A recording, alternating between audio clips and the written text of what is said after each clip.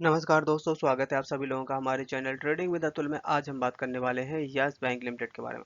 जैसे कि आप लोगों ने देखा होगा, यस बैंक में पिछले हफ्ते काफ़ी अच्छी रैली देखने को मिली है और सबसे अच्छी बात ये मानी जा रही है कि 16.5 के ऊपर क्लोजिंग दी हुई है, क्योंकि हमेशा बार बार यही होता था कि 16.5 का लेवल यहाँ पे बार बार वहां से प्रॉफिट बुकिंग आ जाती थी और शेयर मैक्सिमम टाइम ₹15.5 के आसपास सपोर्ट बनाता है और 16.5 के बाद वहीं से स्लिप कर जाता है। बट जिस तरीके से यहाँ पे यूएस फेड ने रेट ऑफ इंटरेस्ट नहीं बढ़ाया है, आरबीआई की तरफ से भी रेट ऑफ इंटरेस्ट बढ़ाने का भी कोई इरादा नहीं है। साथ ही यहाँ पे यस बैंक के ऊपर एक मर्जर की भी खबर निकल के आई थी और उसके ऊपर यहाँ पे इनके सीईओ प्रशांत कुमार जी ने एक बड़ा बयान भी दिया हुआ है और यस बैंक की एक डील होने वाली थी, तो उस डील के ऊपर भी एक बड़ी खबर है। तो चलिए गाइस, शुरू करते हैं हम अपना वीडियो। साथ ही गाइस, हम अपने चैनल पे गिव अवे का प्रोग्राम चला रहे हैं, जिसमें गाइस हमने 3 प्राइज सिलेक्ट कर रखे हैं जो कि आपके हेल्थ को देखते हुए। और जिसमें गाइस हमने अपना फर्स्ट प्राइज रखा हुआ है साइकिल, सेकंड प्राइज रखा हुआ है smart watch and third prize रखा हुआ है स्पोर्ट शूज। ये तीनों तीनों गाइस आपके हेल्थ के लिए बहुत अच्छे हैं और बस आपको यहाँ पे करना क्या होगा कि गाइस आप हमारे चैनल को सब्सक्राइब करना है। और हमने अपने जो चैनल का टारगेट रखा है, 1 लाख सब्सक्राइबर का टारगेट रखा हुआ है। जैसे ही गाइस वो पूरा होगा, हम आपको ये तीनों प्राइज हमारे जो लकी सब्सक्राइबर होंगे उनको देने वाले हैं। और ये गाइस आपके लिए बहुत बड़ा काम नहीं है, आप चाहें तो इसको 6 महीने में, साल भर में, जब भी आप करवाना चाहें तो करवा सकते हैं। सो गाइस प्लीज आप हमारे चैनल को सपोर्ट करिए। और इसमें पार्टिसिपेट करिएगा। यहाँ पे गाइस एक गुड न्यूज निकल के आई हुई है सारे के सारे बैंकिंग सेक्टर के लिए, वो भी मोडीज की तरफ से। इनका कहना है यहाँ पे ये है कि the credit quality of Indian bank and non bank financial institutional will remain resistant despite and challenging environment for bank globally. So यहाँ पे अकॉर्डिंग टू मोडीज का यहाँ पे कहना ये है कि वर्ल्ड वाइज सारा का सारा बैंकिंग सेक्टर काफ़ी ज़्यादा स्ट्रेस में है। बट अपनी बात करें यहाँ पे इंडियन लेवल की, तो इंडियन लेवल में काफ़ी ज़्यादा डिमांड बढ़ती हुई देखी जा रही है और यहाँ पे जो credit condition for bank borrows है काफ़ी ज़्यादा इम्प्रूव हुई है, जिससे यहाँ पे इंडियन बैंक सारे के सारे काफ़ी अच्छी कंडीशन में है। और इसके अलावा यहाँ पे आरबीआई का सबसे बड़ा सपोर्ट देखने को मिल रहा है, क्योंकि आरबीआई की तरफ से अभी तक रेट ऑफ इंटरेस्ट नहीं बढ़ाया गया है। साथ ही यहाँ पे यूएस फेड की तरफ से एक बड़ी मीटिंग हुई थी। उस मीटिंग में यहाँ पे लोग अंदाजा लगा रहे थे कि शायद रेट ऑफ इंटरेस्ट बढ़ जाएगा, बट रेट ऑफ इंटरेस्ट नहीं बढ़ाया है। इनका कहना ये है कि इस बार अब जो नेक्स्ट मीटिंग होने वाली है जुलाई में, यहाँ पे रेट ऑफ इंटरेस्ट बढ़ाया जा सकता है और इस साल एटलीस्ट 2 टाइम यहाँ पे रेट ऑफ इंटरेस्ट बढ़ाया जाएगा। साथ ही यहाँ पे आरबीआई इंडियन बैंकों के ऊपर काफ़ी ज़्यादा सपोर्ट करते हुए देखे जा रहे हैं, क्योंकि यूएस फेड जिस तरीके से रेट ऑफ इंटरेस्ट बढ़ा रहे हैं, आरबीआई की तरफ से एक भी रेट ऑफ इंटरेस्ट अभी तक नहीं बढ़ाया गया है और ना ही आगे बढ़ाने का ऐसा कोई उम्मीद जताई जा रही है, क्योंकि यहाँ पे इन्फ्लेशन काफ़ी ज़्यादा कंट्रोल में है। और यहाँ पे यहाँ तक कि आरबीआई दूसरी गाइडलाइन बनाता हुए देखा जा रहा है, जो कि यहाँ पे जैसे डिफॉल्टर्स हैं उनके जो सेटलमेंट के ऊपर। इसके अलावा गाइस क्या है कि यस बैंक लगातार अपने जो एम्प्लॉय हैं उनके लिए शेयर जारी करता हुआ देखा जा रहा है और जिसके बदले यस बैंक को भी फायदा मिल रहा है, मतलब कि पेमेंट मिल रहा है। और जो एम्प्लॉय हैं, एम्प्लॉय को अगर हम बात करें, इस समय आप देख सकते हैं कि 3,56,000 नंबर ऑफ शेयर्स हैं जो कि जारी किए गए हैं। और ये अगर हम बात करें जो उनको पेमेंट मिली है, करीबन यहाँ पे 42,22,187, इसके बदले ये पेमेंट मिली है। तो उसके बदले अगर हम यहाँ पे देखा जाए कि कितने रुपए में एम्प्लॉय को शेयर जारी किए गए, लगभग लगभग ₹12 के आसपास एम्प्लॉय को शेयर जारी किए गए हैं। तो एम्प्लॉय अभी भी यहाँ पे करीबन 40 से 45% तक के प्रॉफिट में यस बैंक अपने एम्प्लॉय को शेयर जारी करता हुआ देखा जा रहा है। साथ ही यहाँ पे स्पेंडाना स्पूटरी, जो कि पहले बात चल रही थी यस बैंक के साथ में अपना स्टेक सेल करने के लिए, जो कि यहाँ पे इन्होंने रिजेक्ट कर दिया है। और इनके जो प्रोमोटर्स हैं, प्रोमोटर की तरफ से जो डिलीवरिंग बिजनेस प्लान था 2025 का, उसके ऊपर बातचीत हो चुकी है। और यही बात लास्ट ईयर जो कि एक्सिस बैंक के साथ भी चल रही थी, तो वहाँ पे भी कैंसिल हो गई थी। तो जो अभी हम बात कर रहे थे कि यहाँ पे अगर यस बैंक की डील यहाँ पे अगर इनके साथ हो जाती है तो बहुत बड़ा सपोर्ट हो जाएगा यस बैंक के लिए, तो ये डील कैंसिल होती हुई देखी जा रही है। आज के दिन यहाँ पे एक प्रशांत कुमार जी का एक बड़ा अपडेट निकल के आया है मर्जर के ऊपर। इनका कहना यह है कि जिस तरीके से बैंक अब अपना ग्रोथ काफ़ी अच्छी तरीके से करता हुआ जा रहा है, बट मर्जर पे इनका अभी भी यहाँ पे कोई भी प्लान नहीं है। तो गाइज यहाँ पे टॉप मैनेजमेंट की तरफ से बड़ा अपडेट ये है मर्जर के ऊपर। इनका कहना ये है कि वो किसी भी लार्जर बैंक के साथ मर्जर नहीं होना चाहते और उनके पास एक बहुत बड़ी अपॉर्चुनिटी है यहाँ पे अपने आप को ग्रो करने का।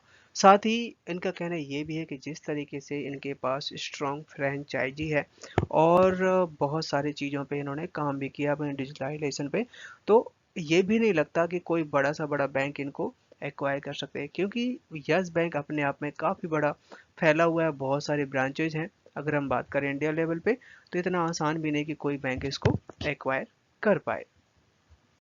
बात की जाए यहाँ पे अगर बीएस इंडिया कारोबार करें तो आज के दिन यहाँ पे 32% की डिलीवरी उठाई गई है। आज के दिन शेयर ने हाई बनाया 16.45 का लो बनाया 16 रुपए पे, क्लोजिंग दिए 16.30 पे, करीबन 1.5% तक का उछाल देखने को मिला हुआ है। अगर हम यहाँ पे चार्ट पर नजर डालें तो जब ये बात हो रही थी कि मार्च में 22 मार्च को शेयर अनब्लॉक होंगे, उसके बाद शेयर करीबन आपका 14.5 तक गया था। उसके बाद से आप देखिए शेयर कभी भी 15.5 रुपए के नीचे नहीं गया है, हमेशा इस यहाँ पे इसका बेस बन चुका है। अब जब यहाँ से चलेगा तो आपको बड़े आराम से 20-22 रुपए का बेस बनाएगा, फिर वहां से तेजी बनेगी। जैसे कि हम सभी लोग जानते हैं कि जेसी फ्लावर ने 48,000 करोड़ का बैड एनपीए बाय किया था यस बैंक से। तो अब यहाँ पे जेसी फ्लावर अपना यहाँ पे सीईओ अपॉइंट करना चाहते थे जिनका नाम था आकाश सूरी, जिसके लिए आरबीआई ने यहाँ पे रिजेक्ट कर दिया है अपॉइंट करने से। यस बैंक के यहाँ पे जो मार्जिन है यहाँ पे 100 बेसिस पॉइंट्स के टारगेट रख दिए गए हैं, जो कि यहाँ पे एमडी के तरफ से, और 100 बेसिस पॉइंट्स का होना जो कि गाइस बहुत बड़ा अचीवमेंट माना जाएगा। तो गाइस यहाँ पे Yes Bank net interest margin 100 basis point का टारगेट रखा है 3 साल के लिए, और low cost deposit and leading to higher yield clients. So guys क्या है कि यहाँ पे जो डिपॉजिट्स हैं ज़्यादा हमें उसके कॉस्ट नहीं पड़ रही है, और हम 100 बेसिस पॉइंट्स के टारगेट रखे हैं फॉर मार्जिन। ये यहाँ पे इन्होंने, इनके जो सीईओ हैं, इन्होंने ये इन्फॉर्मेशन दी हुई है। यहाँ पे अगर आप देखेंगे कि एफआईए के जो डेटा है, पिछले साल मार्च की बात करें तो 11% का स्टेक था, धीरे धीरे बढ़ाया उन्होंने, फिर 11.5 किया, फिर 12.5 किया, इसके बाद यहाँ पे 23.4% कर दिया। तो यहाँ पे 0.23% के आसपास यहाँ पे अपना परसेंटेज, यहाँ पे अपनी होल्डिंग है जो कि कम करी हुई है। हाँ, ये जरूर है कि डीआईएस ने अपनी होल्डिंग मामूली से कम की हुई है, जो कि 45% का स्टेक था एक साल पहले, जो कि इस समय 38% का स्टेक हो गया है। अगर यहाँ पे एक बार देखा जाए कि म्यूचुअल फंड, जैसे एफआईए के बारे में तो हम बात कर चुके, म्यूचुअल फंड भी यहाँ पे लगातार धीरे धीरे करके अपना यहाँ पे इन्वेस्टमेंट बढ़ाते जा रहे हैं, और म्यूचुअल फंड में तो बहुत सारे लोगों का, इन्वेस्टर का पैसा लगा होता है। तो जो कि जब इतने बड़े बड़े म्यूचुअल फंड यहाँ पे अपना पैसा लगा रहे हैं और लॉन्ग टर्म के हिसाब से यहाँ पे जर्नी सोच के बैठे हुए, तो गाइस मेरे ख्याल से घबराने वाली बिल्कुल भी बात नहीं है मार्च के महीने में जो शेयर अनब्लॉक होने वाले हैं। यही यहाँ पे अगर एक बार इसके रिटर्न्स को देखा जाए तो ये हमें 1 वीक में 10%, 1 मंथ में 26%, और 1 ईयर में करीबन यहाँ पे 60 से 55% तक के रिटर्न दिखा चुका है। सो गाइस यहाँ पे जो इनकी अर्निंग आई हुई है, अर्निंग आप देख सकते हैं कि एक साल पहले इनके जो इंटरेस्ट अर्न है काफ़ी ज़्यादा यहाँ पे इंक्रीज होते हुए देखे गए। यहाँ पे 4800 करोड़, मतलब 4800 करोड़ के आसपास था, जो कि इस बार 5800 करोड़, सीधा सीधा मतलब काफी अच्छा जम मारा है। अदर इनकम है ये भी अच्छी खासी रही है, देखिए 750 करोड़ के आसपास, जो कि यहाँ पे 1200 करोड़ के आसपास अदर इनकम आई है इस साल। टोटल इनकम बढ़ गई है। मेनली क्या निकल के आया है कि इनके खर्चे बहुत बढ़ गए। पहले 5000 करोड़ के आसपास थे, जो कि इस बार 6000 करोड़ थी, यहाँ पे सबसे ज्यादा 1000 करोड़ के दिन पे खर्चे बढ़ गए। गाइस क्या है कि जब हमें ग्रोथ करनी होती है चौतरफा, अपने हर चीज में हमें ग्रोथ लानी होती है, तो हमें पैसे खर्च करने पड़ते हैं, और उसका जो इम्पैक्ट है, जो हमने पैसे खर्च किए, वो टाइम लगता है।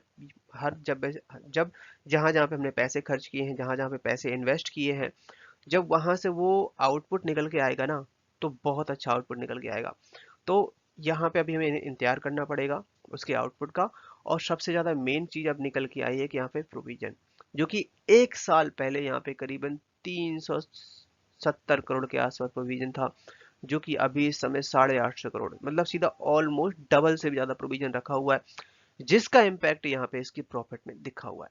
अगर ये प्रोविजन कम हुआ होता या सेम हुआ होता जो कि पिछले साल था, तो इस बार के नंबर्स ना करीबन 400 करोड़ के आसपास प्रॉफिट दिखाता बैंक।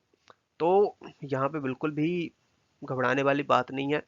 और मंडे के दिन में भी हो सकता है थोड़ा बहुत गिरे, बट ऐसा नहीं होने वाला कि 15 रुपए शेयर पहुंच जाएगा, 16 रुपए पहुंच जाएगा, ऐसा नहीं होने वाला।